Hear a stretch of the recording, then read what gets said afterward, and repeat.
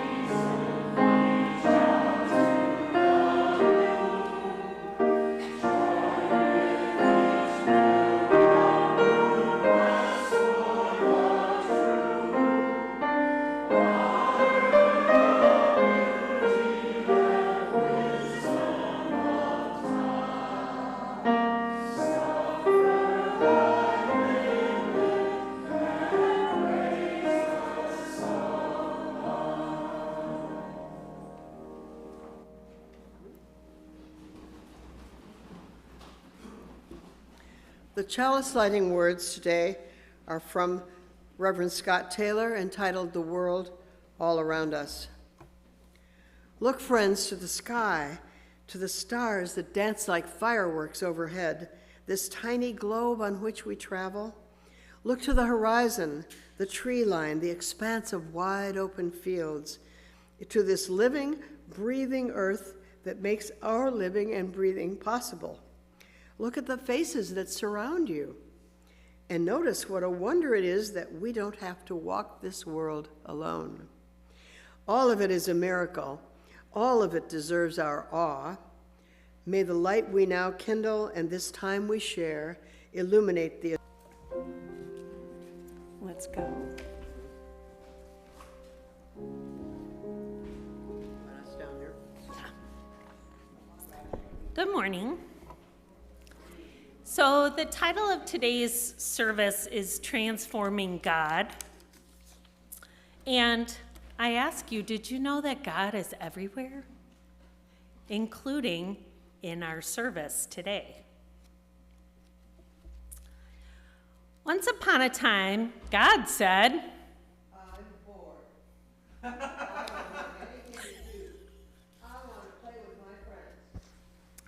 And because God is Amazing. God, as soon as the words were spoken, God's friends appeared. When God saw them all gathered, God said, I've been bored because I haven't had anything to do. Let's play something. Good idea. Good idea. What shall we play? I know. Let's play hide and seek. Yay! the friends knew that hide and seek with God was always exciting and different because God was the one who hid, and God always thought of wonderful places to hide. God's friends closed their eyes tight and counted to 10. When they opened their eyes, God wasn't there anymore. As they bent over to look more closely at the tender green, they realized there was something special and amazing and wonderful about it. So they jumped up and ran back to home base, calling out, I found God. God is green and growing. I found God in the grass. I have decided to look for God in the night. This friend watched the sun go down and heard the workaday noises stop and saw the lights in the houses go out. As it got darker and the peaceful night wrapped itself around her, she listened very hard and then realized there was something special and amazing and wonderful about it. And when it was so still that he could see and hear nothing at all, he suddenly jumped up and ran to home base, calling out, I found God. God is dark and powerful. I found God in the night. Again, a friend looked on the earth and felt the mystery of the grass growing towards the sun. She stayed and watched the night come on, and she felt the mystery of the darkness and the stars. Who, on the walk back home, thought, These mysteries are special and amazing and wonderful. but when they finally came back to home base, I found mysteries, but I'm not sure I want to call them God. again, the friends decided to look for God where people were. They joined a group of people going home from work and went out with them into the store where they bought food. They went with them back out on the street as they started for their homes. He was with them when someone came up and said, Please, I'm very hungry. Could you share a little food with me? The people readily agreed, and as they watched them share, they realized there was something special and amazing and wonderful about these people. They turned around, ran home to home base, calling out, I found God. God is love and sharing. I found God in people who need care and people who care for others. Finally, the two of God's friends decided to look for God together. After a time, they came to a house and decided to look for God in the house. In the house, they saw a room, and they looked for God in the room. In that room, they came upon a mirror, and they looked for God in the mirror.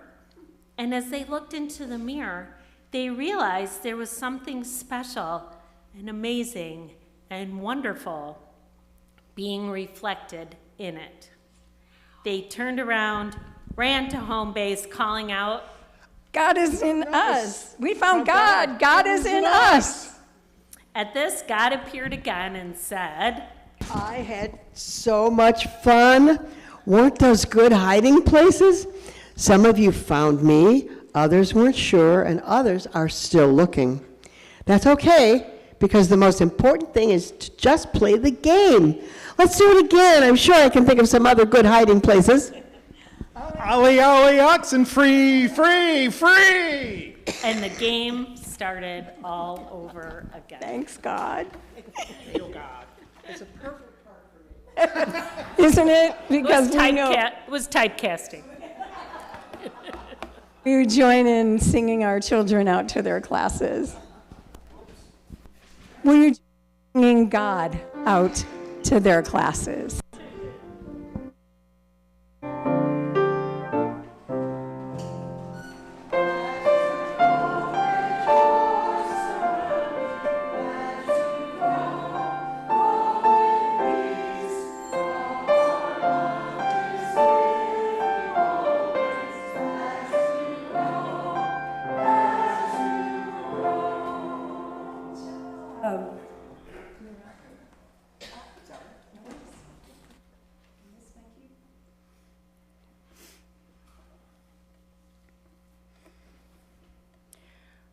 We know that our financial contributions to this congregation come from sacrifice and hard work.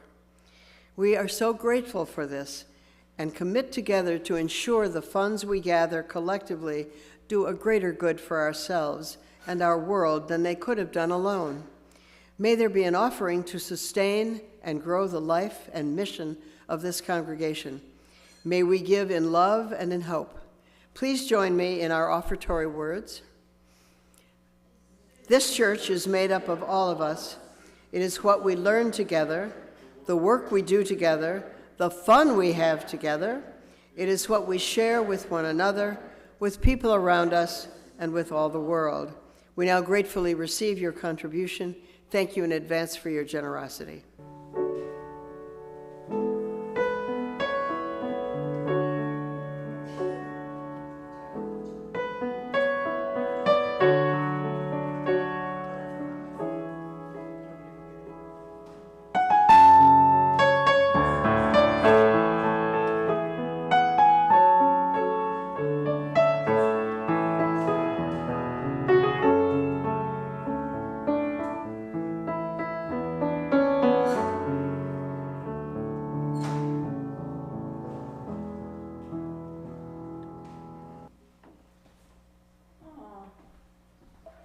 To hear the whole thing. What if God was one of us? What if? I think our story named it, that God is one of us, and I kind of disagree with the little child. I think God is mystery as well. And so we pause in this moment, in this time in our service, to be and to breathe. How about connecting to the holy inside of you? The God inside of you, spirit inside of you, love inside of you, the spirit of life inside of you, the spirit of hope, the spirit of possibility, the spirit of loss, the spirit of death, the spirit of hope, the spirit of faith and love and the joy that we sang about. We pause in this moment, noticing everything it is that we brought with us this day. Our joys and our sorrows, our hopes and our aspirations. We pause at this time in our service for a moment to breathe. Breathe with me. Realizing that God is as close as our breath is our breath. Ruach. Pneuma. Breathe. Connect with what it is, as I said, that you brought with us today. And before we start to share our joys and sorrows with one another, those marker events that we come with on our hearts and we share with one another, knowing that together we are more than we could ever be alone. I invite you to sing with me. Spirit of Life, number 123. Imagining the Spirit breathing through you.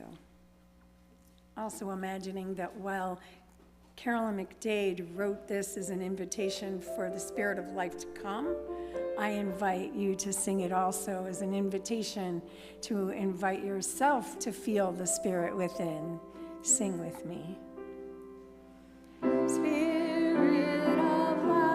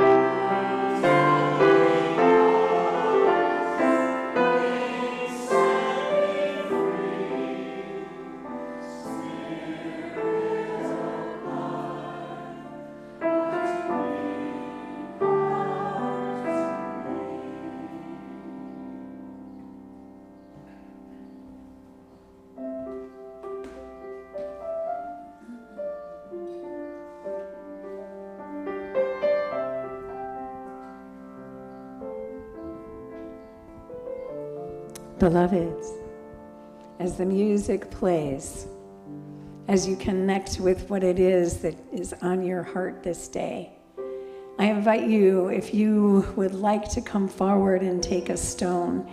Each one is unique, signifying the uniqueness that you each are. And isn't that amazing thing? Because doesn't that mean that God is unique as well?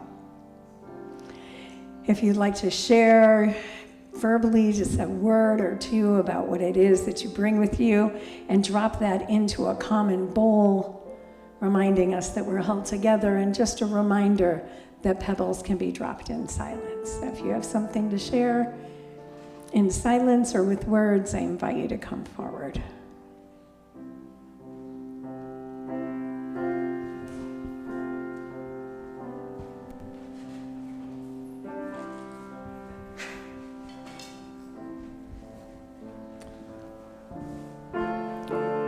My name's Tony. I'm a veteran, but every Memorial Day, I think of a classmate that didn't make it. So this is for Second Lieutenant Scott Summerhoff.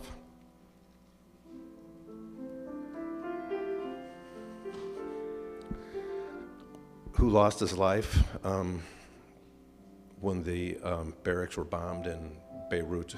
This was years ago, but I think of him every Memorial Day. I'm Kathy. I live in a retirement community, and yesterday a rumor swept through the community that one of our number had died. And we were all very sad because we all liked him very much. And this morning his wife came in and we said, "We're sorry." And she said, "He's fine. He's just in the hospital." So that made my day.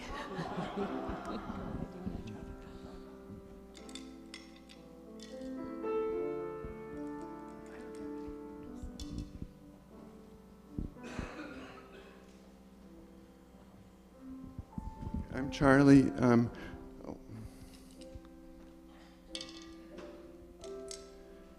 rumor had it last week was the Methodist Church in Western Springs last service, the church closed there. So this is celebration of its many years of vibrancy and happiness for our vibrancy. Also, the second pebble, I saw a church here in Hinsdale, big for sale signs.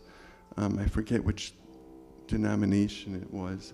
Seventh, I'm not sure.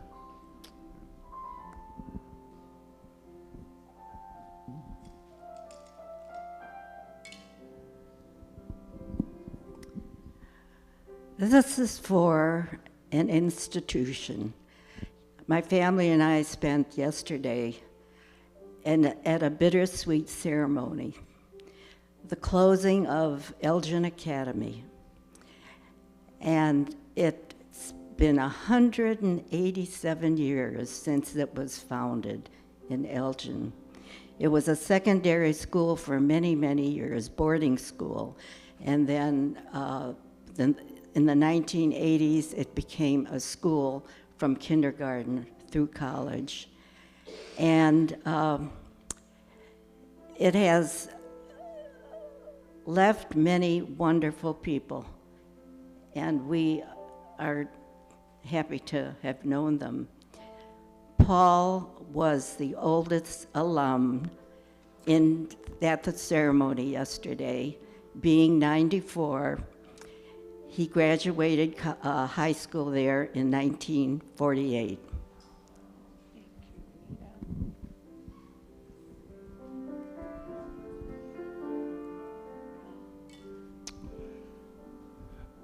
My wife Norma and I are celebrating our granddaughter McKenna, living in California, who just graduated from college. And we told her, pull the anchor and set the sail. That's beautiful.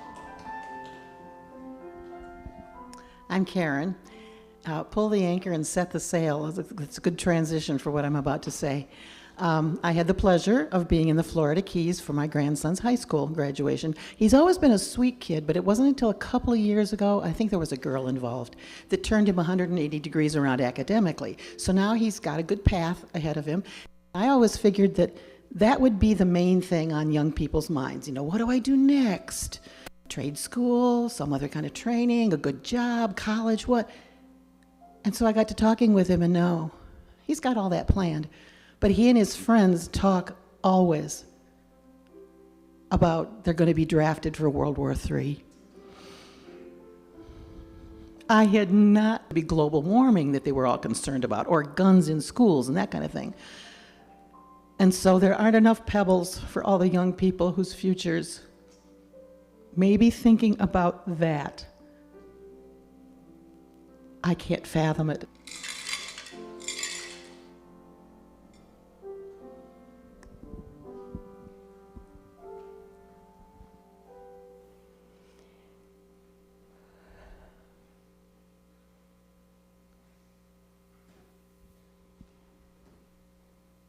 When I poured, there was one pebble left,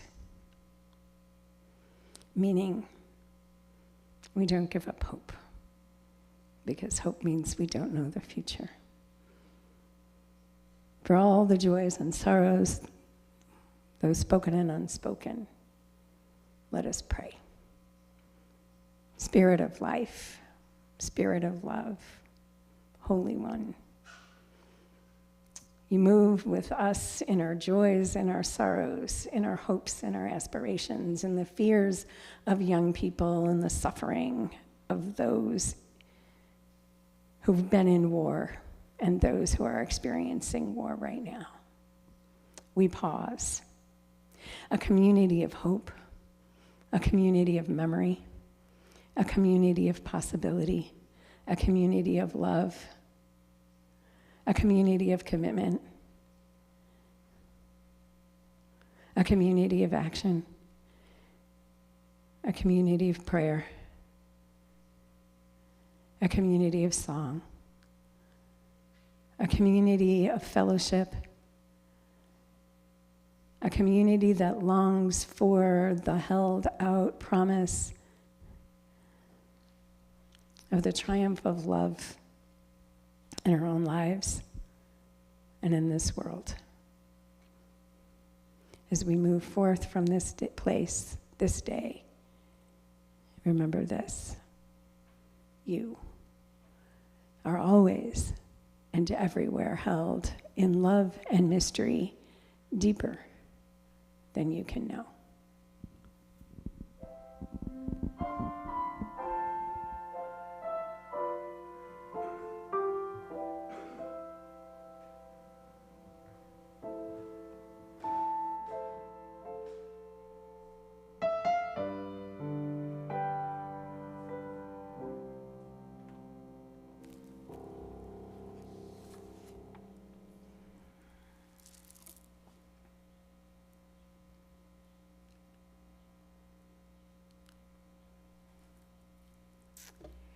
Because she wanted everyone to feel included in her prayer, she said right at the beginning several names for the holy: writes Nancy Schaefer.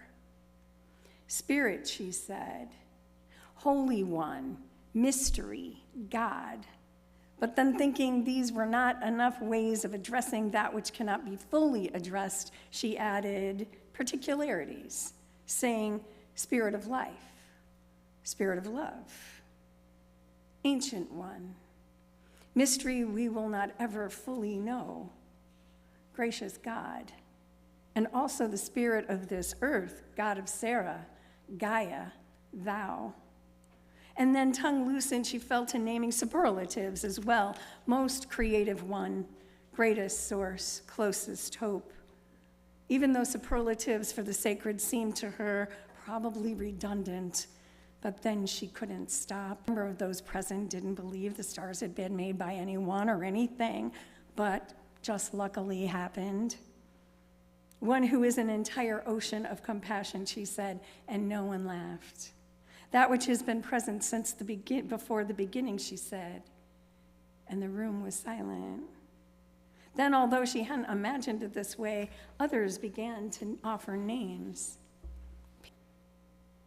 One my mother knew, said another.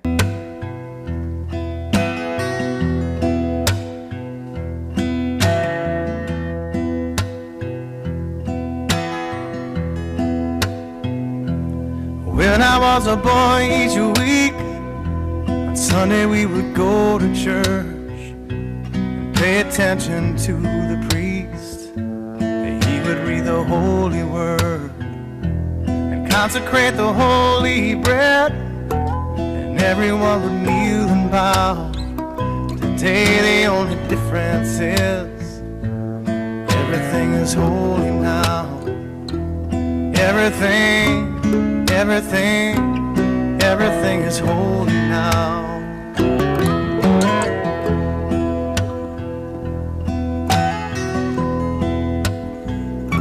And when I was in Sunday school, we would learn about the time Moses split the sea in two, and Jesus made the water wine. And I remember feeling sad. Miracles don't happen still. Now I can't keep track, 'cause everything's a miracle.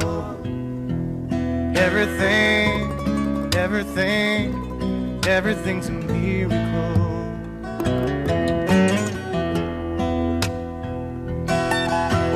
Wine from water is not so small, better magic trick is that anything is here at all. So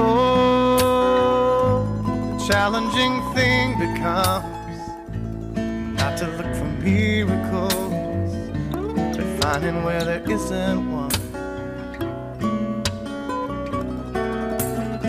When holy water was rare at best, it barely wet my fingertips. Now I have to hold my breath like I'm swimming in a sea of it.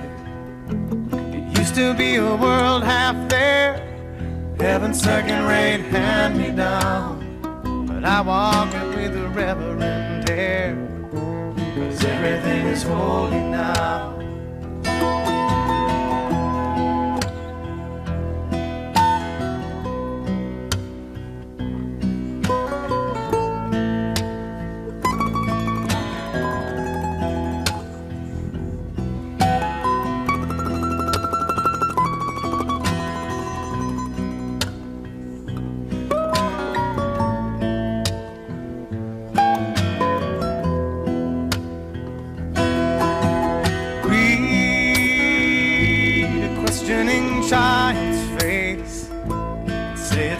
Testament, very hard to say. See another new morning come and say it's not a sacrament. I tell you that it can't be done.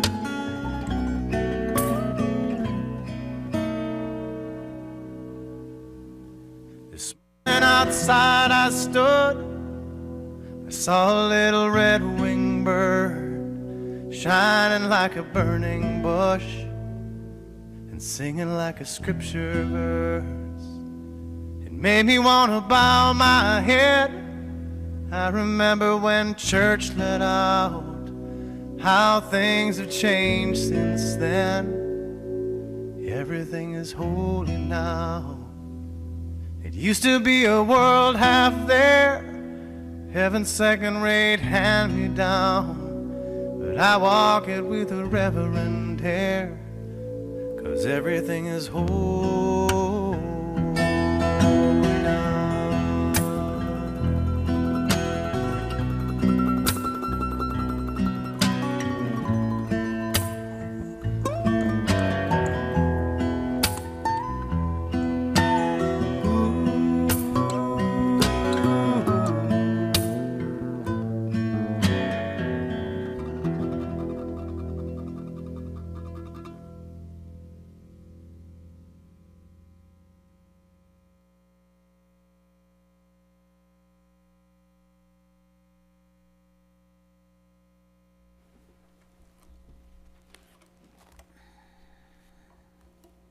How you doing?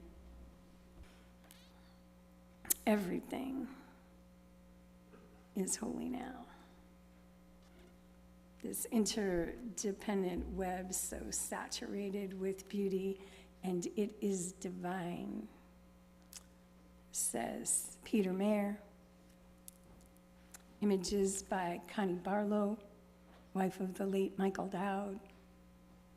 There's some sense in which, and I say this a lot after pieces of music, that words, really? I'm going to say a bunch of words. But what can I say? I'm a preacher. But I think that I was leaving the house, and I saw rabbits and squirrels all running around, and I told Pam, the squirrels were running like mad. It was right before it rained. She was they're getting the cicadas and taking them before it rained. But everything, beloveds, everything is holy now. This cicada, taken from Bob Daniel Wayman's Facebook page because I just saw him this morning, and how could I not bring the cicadas in? Look at that face. Look at those eyes. Look at that marvel. I know. I am here on this planet to redeem cicadas and insects and bugs of all kind. Anyone who's ever talked to me about bugs knows how deeply I love them. I think I could do a whole sermon on bugs. I always recommend a book that's in my office if you ever want to come and look. That's for another time, perhaps. We exist in and through the interdependent web of all existence, of which we are a part. We're inextricably part of this web. We shape it and transform it. It shapes us and transforms us.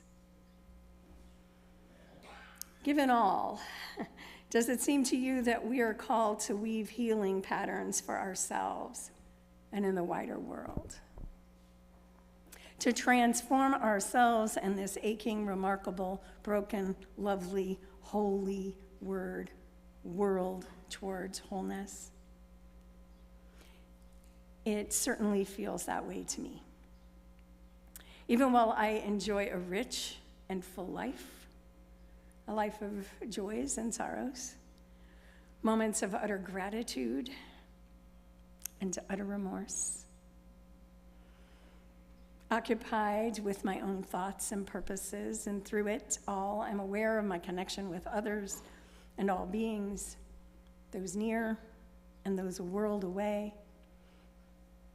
It is a love that will not let me go will not let me down, and will not let me off. It tells me that my joys are others' joys are my joys. Their suffering is my suffering, and that I am somehow and in some way called to heal and to work towards transformation of this world, because everything is holy now. What do you suppose it is that calls you to do healing work? What do you call that which calls you? Nancy Schaefer gave us lots of options. Love, or the spirit of life, the whole moreness. I thought it was very, significant. And then I read William James, the philosopher, and realized that he had called it the more.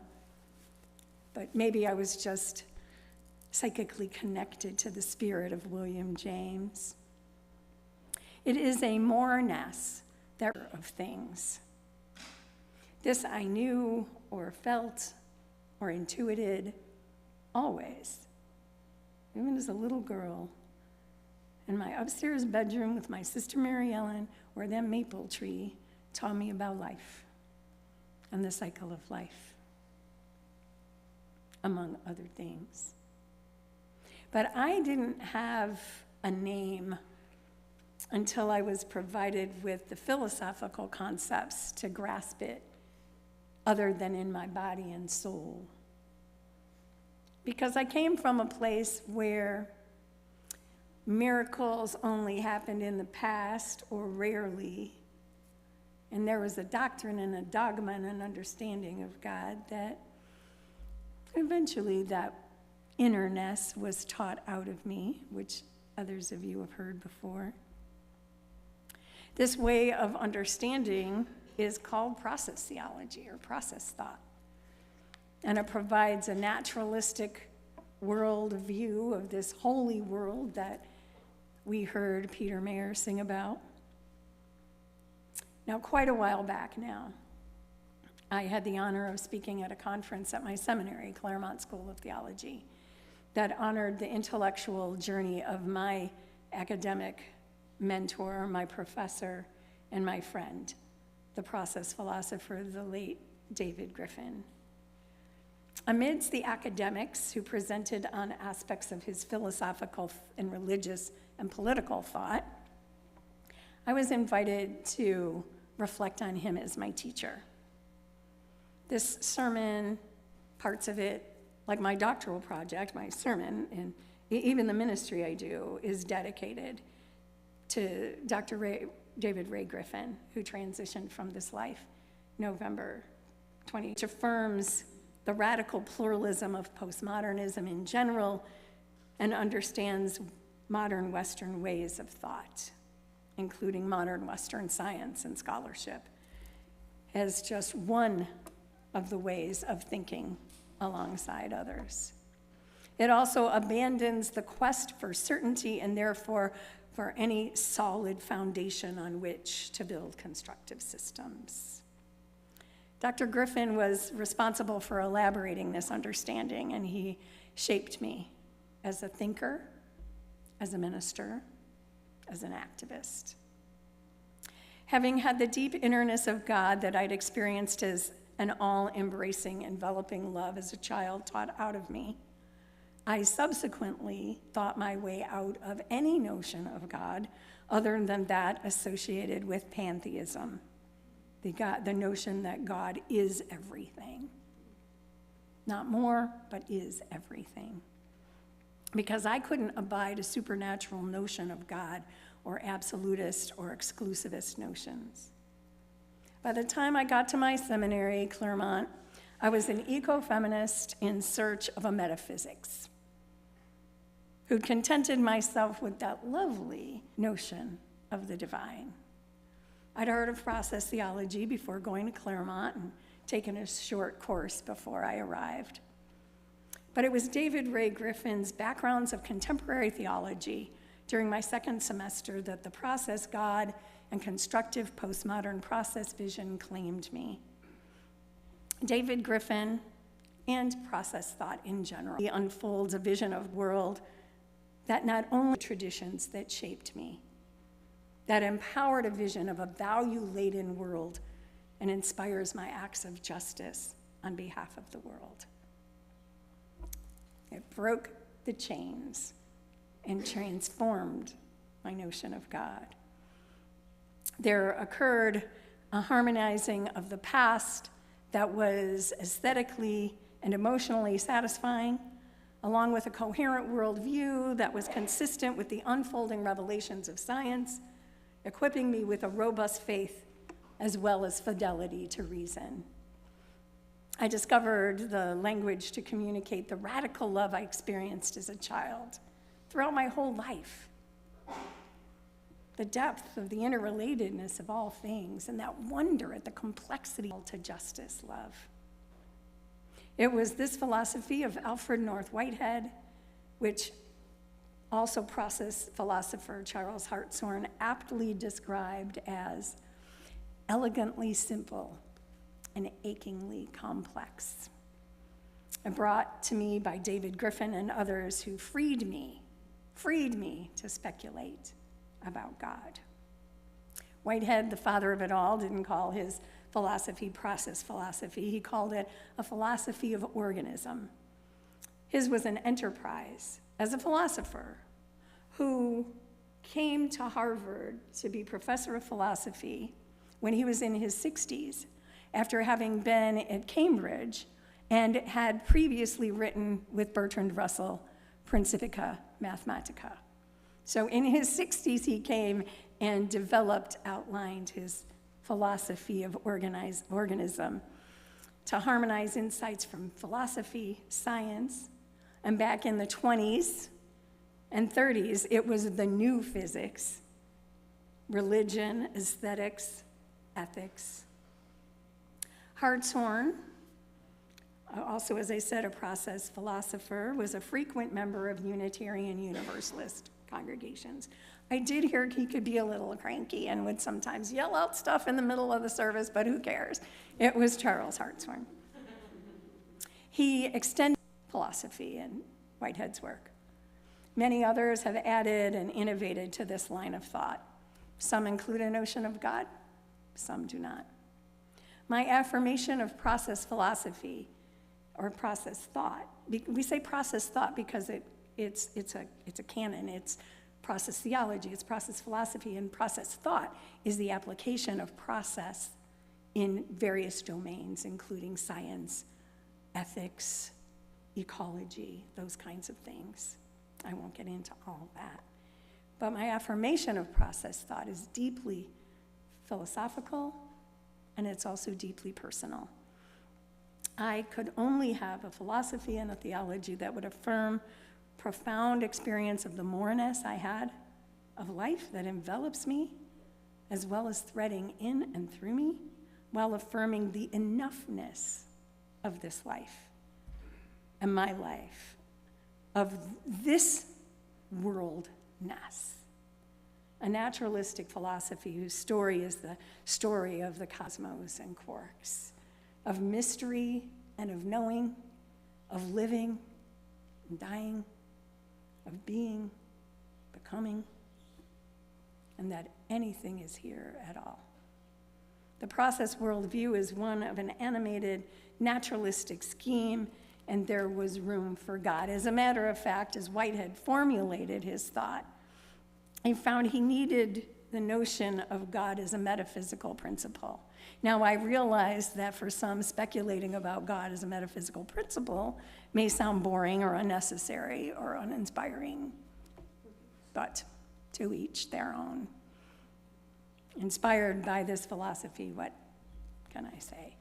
Whitehead needed a principle, which he called God as providing the possibility for creative advance found in this evolving cosmos, an aim for the best possibility for those events, those entities called occasions of experience that are what constitute reality.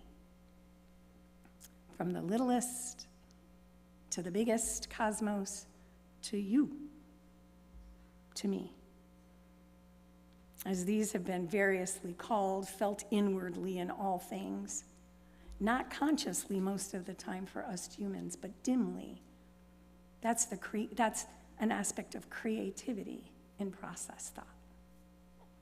And again, it's how the moreness that lures us to novelty and greater complexity and possibilities for what might be.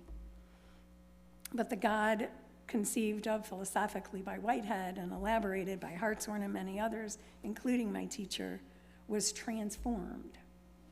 A transforming God. A God that transforms and is transformed and becoming its own self. This is not the God of classical theology. It does not affirm a dualistic worldview that split mind and body, spirit and matter, in which God was, in the words of the bridging youth at my last congregation that I quoted at our bridging ceremony earlier this month, an old white man in the sky who uses he, him pronouns and damns people to hell. A puppeteer pulling the strings of an unwitting humanity, or a God demanding obedience from his subjects, which was, God was a woman. Able but not willing, not able but unwilling to intervene with the suffering of the world. That drat problem of evil, no. Whitehead wrote, all simplifications of religious dogma are shipwrecked on the problem of evil, on the rock of the problem of evil. It speaks to God's power in the world. In other words, this is not an omnipotent God. This is a God which by God's very nature is about persuasive power, leading us in a vision of beauty, truth, and goodness. Informed by this understanding of a deeply relational and interconnected world, all things are internally related. A transforming God can be understood, this is the words of one of my professors, as the most relational one. The most relational one. Think about how we're relational, right? We're relational in the ways that we can be. Our relationality can sometimes be a little bit conditional. You know what I mean? Like, might relate more to others or not to others, but the divine is the most relational one, giving birth to all possibilities. At the last chapter of Process Reality, Whitehead's magnus opus that I frankly struggled through, and luckily my professor, David Griffin, who I took the class with, was very understanding and kind and saw that I was a nice person, earnest, if not the brightest bulb in the lamp, as I studied with these young philosophers, PhD students. But in chapter 5 of Process and Reality, Whitehead, the last chapter, he reverts to other kinds of language. He says, God is the poet of the world, with tender patience leading it by God's vision of beauty, truth, and goodness. In another theologian's word, God is the one who calls, the energy event that calls all other energy events toward a greater complexity and intensity, which is what Whitehead identified as beauty. Do you see the move here? Whitehead's thought was dense, as I said. So he did revert to compelling metaphysical, theological metaphors to describe this metaphysical principle. Here's the deal. The divine, the holy God, is in us, with us, and we are in God. God is created through God's interactions with the world. God rises from the stuff of our days. There are some ways in which it may seem God is hidden, given that the divine actuality works with the givens of our lives. So the move here is that that which has been called God, and still is, or the holy, or all the names that Nancy Schaefer gave it, is both in the world and more than the world. Contingent upon a world. There can be no God without a world, no world without a God, and that principle of creativity that moves things forward.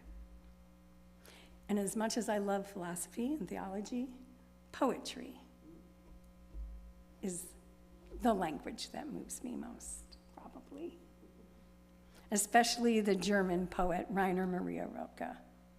Before Whitehead's time, surprisingly gave voice to the intuitions that some, I believe, have always had about God.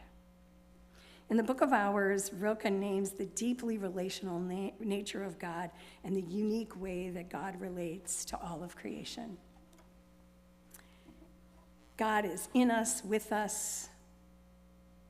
Rilke writes, I love you, gentlest of ways, who ripened as we wrestled with you. I love you, gentlest of ways, who ripened as we wrestled with you. You, the great homesickness we could never shake off. You, the forest that surrounds us. You, the song we sang in every silence. You, dark net threading through us. You, dark net threading through us. Excerpt from one of his poems. You began yourself so greatly on the day you began us. And so we have ripened in your sunlight, spreading far and firmly planted, and now in all people, angels and Madonnas, you can decide it's the work done. Let your hand rest on the rim of heaven now and mutely bear the darkness we have brought over you. Here you see that God is both at once pervasive and particular, revealed to each of us differently. In process thought, as I said, God and the world are contingent. I'm going to give you Rilke's. These are from various poems of Rilke. I'm going to give them to you again. Dear darkening ground, who ripened as we wrestled with you. You, darkness of whom I am born. You, the great homesickness we could never shake off. You, the forest that always surrounds us. You, the song we sang in every silence. You, dark net threading through us. You create yourself in ever-changing shapes. You, the deep innerness of all things, the last word that can never be spoken. To each of us, you reveal yourself differently. To the ship, as coastline. To the coastline, as ship. This is truly a transforming God of many names, pervasive, particular, persuading, pervasive, in and through everything, particular, and certainly persuasive. Rilke's poetry portrays God as needing humanity and creation. This startles us out of the notion that God's power is absolute, doesn't it? One of the important ways that God is transformed in process theology is precisely as I mentioned, the notion of God's power. Hartshorne takes this on in his critique of what he calls the tyrant ideal of power in his little book, Omnipotence and Other Theological Mistakes. It was the problem of evil and any notions of an omnipotent God that has caused me and perhaps some of you to abandon any notion of divinity. Because how do we make sense out of omnipotence when there is tragedy and debasing evil in the world? I remember when my mama had a brainstem stroke many years ago. And I was at Alexia Brothers Medical Center, not far from here. And we didn't think that she would live. She was so ill that they just opened the doors of the ICU where she was. She was in a little corner, and there was a door right there. And they would just let us all just stream in and out because they knew we were saying goodbye. And there was a priest there, Father McDermott. He was on call that night, and he followed us through Mama's stay, and she lived. But in that first or second day, might have been the second, might have been the first. I don't really remember. Now, Father McDermott was actually the chaplain for the alcohol and drug unit, and I myself was sober 1 year, just trying to figure it all out. And I remember saying to him, about Mama, whether she lives or dies. And I said, because I didn't know and have any other language, and I was just trying to find my way back, and, in that higher power thing that we do in recovery. And I said to Father McDermott, well, if it's God's will. He looked me straight in the eye, this Catholic priest, and said, God never wills death. It was an opening, a fissure, a crumbling, a breaking of the chain, of the idea of this omnipotent God that could control everything and that would choose whether my mama would die. No, it didn't make sense. I don't think it's made sense when I said it, but I didn't have any other language. And what do you say when your mama is dying? Well, if it's God's will. In process thought, the divine power is understood as persuasive, not coercive. The divine actuality works with the given world competing with the past, right? I could never be an astrophysicist, even though, when I hear people say, you could be whatever you want, you could just think that. You could just manifest that. Well, I'm not going to manifest myself as an astrophysicist. But there is an aim for my possibility based on my past. What has shaped me? I'm not completely formed by my past, neither are you. It does shape us. And then there are these possibilities that we receive, perceive, intuit, experience. That is what we call the divine aim, based on a relevant past and what is possible. God isn't understood as a supernatural being that could but does not interrupt the course of natural events. God and the world operate the same way. All entities have freedom, all the way down, even if it's only a modicum, and humans have tremendous freedom. Although we are shaped by the past, as I said, we're not bound to it. Some people change, or by some predestined plan. By our very nature, we have freedom to choose. And in process thought, not free will given to us by God, but actual freedom to listen for, to respond to the gentle call to the best possibility available to us in our particularity. For me, this speaks to the path of wonder in one of our inspirations, direct experience of that transcending mystery and wonder affirmed in all cultures, which moves us to the renewal of the spirit and openness to the forces that uphold and create life. It is a divine adventure. What would it be like to think of your life, this enterprise, this time that we have, as a divine adventure in which we are co-creators with the divine, that moreness, that love of all that is becoming. In process thought, the transforming God is not unsympathetic or unfeeling. In fact, just as individuals feel the feelings of past experience and all other events, it feels the feelings of the world. And it is from this that the aim comes. In Whitehead's language, God is the great companion, the fellow sufferer who understands.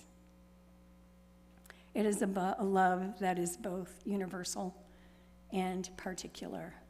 In a beautiful book called The Liberation of Life, John Cobb and biologist Charles Birch talk about God caring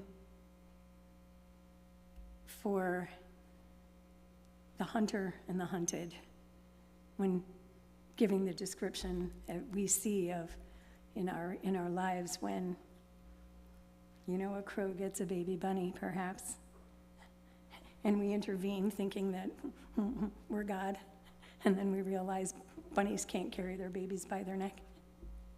But God was in it all. Love was in it all.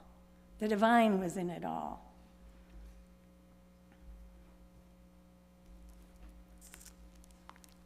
Love preoccupied Charles Hartshorne in his thoughts and in his work. He held that love constitutes the divine reality, the divine nature. Cruelty to other creatures, to oneself, means contributing to the vicarious divine suffering. Cruelty to other creatures or to oneself means contributing to the vicarious divine suffering. Loving one's neighbor as oneself takes on tremendous significance, I think, due to this radical interconnectedness. Hartshorne wrote, "Love and self and love of others is on much the same footing. Neither makes much sense by itself. Apart from our interests in others, what are we?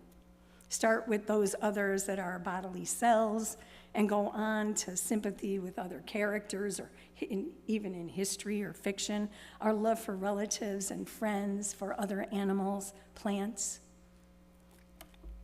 He says, apart from this, we have no self. It is our loves that make us anything worth mentioning. With the moreness in which we partake and to which we're called, we also shape and choose whether to shape it with love or indifference. The future is genuinely open. It is big with possibility of achievement and tragedy, wrote Whitehead. In a time marked by religious absolutism and Christian nationalism, the my way is the only way process theology affirms religious pluralism in its deep particularity. At a time of religious relativism, abandonment by nihilism, religion has been found in some quarters to be inadequate to the facts of science. Process theology affirms reason and science. If you've experienced a sense of something more, a great presence, as Rilke intuited, the great companion, something holy, but not wholly other, and if you have a desire to name that, perhaps the process vision will allow you to do that. Or not. Beloved, simply know that when someone speaks the language of God or the holy or the sacred, they may be speaking this language. We're called to develop life-affirming, earth-loving, transformative communities that offer the opportunity for all life to flourish, that seeks the well-being of all. We are called to conspire with the spirit of life, with the transforming God of many names and no names, hidden but in full view, that calls us to justice, to equity, compassion, and respect for this holy, interdependent world. Let us hold a vision of wholeness, healing, and always the transforming power of love. Because remember, everything, you, and everything is holy now. I love you. Please join me in our chalice extinguishing words. We extinguish this flame but not the light of its truth, the warmth of this community, nor the fire of our commitment. These we carry in our hearts and share with all the world. And I invite you to rise in body or spirit for Waken on My Senses, the last 3 verses.